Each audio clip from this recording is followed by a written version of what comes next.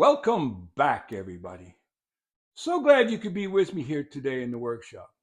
Walter here at the workbench, and we're going to do a little talk on axes. Now, in the last video, I mentioned that I had an axe that I really liked, and someone broke the handle, just being a little too zealous. Let's put it that way. And I can't read what is written on this leather sheath, but it reminds me of something government issued or handmade. I'm not sure, but I can't read. Somebody wrote something. It might have been someone's name. But I wanted to speak a little bit about axes. And one of the reasons I really liked this one was its size and its weight. It could be used one-handed like this,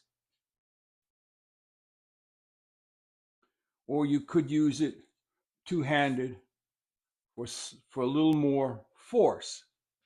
Now, typically, most axes are sharpened equilateral from both sides to a point. Okay? Typically, that's the way you'll find an axe. However, there are times where having an axe sharpened on one side, like a chisel, would come in handy.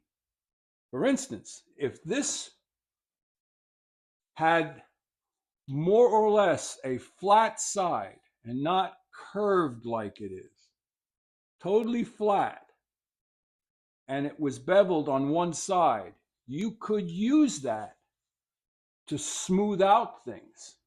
You could use it almost like a plane, also like a chisel.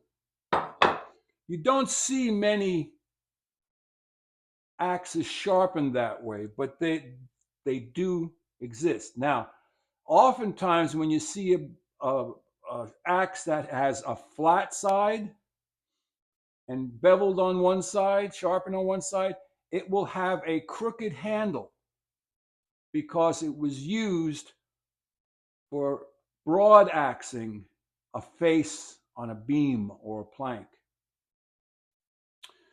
So this is the Gränsfors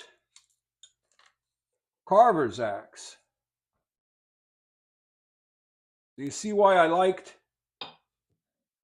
this one? It was in about a similar size, just a little bit bigger. But your carver's axe comes in handy for taking off small amounts of wood, like if you were carving spoons or something, okay? Or making pegs to pin something together. So that's where the carver's axe, it's a small, lightweight axe. And this type of an axe, you would keep sharp. You would sharpen this axe almost like you would your draw knife.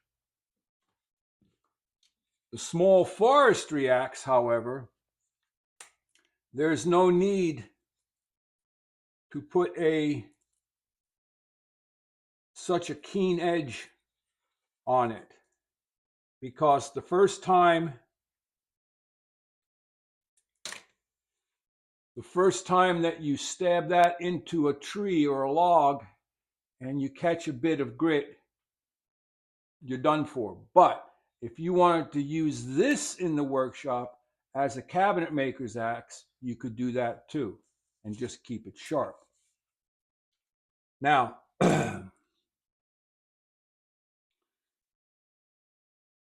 sometimes people just don't know what they don't know. And I got to be careful here. This leather holster's a little tight.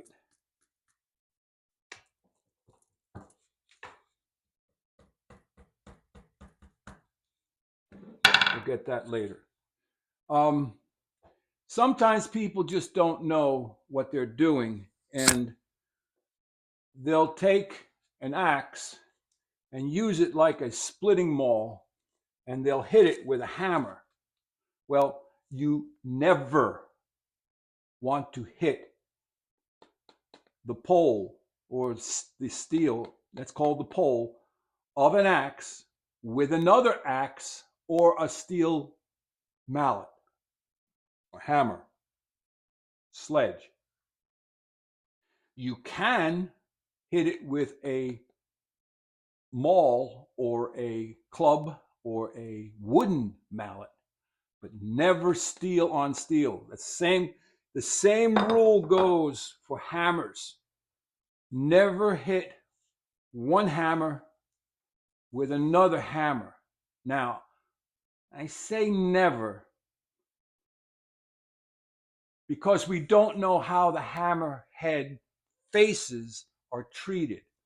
If you knew who made the hammers and you knew that both hammers had the same exact hardness, it wouldn't be quite so bad. But if you have one hammer that's extremely brittle, very hard, and you hit it with another hard hammer, it can actually break a piece of that steel off and get you in the eye or actually cut you.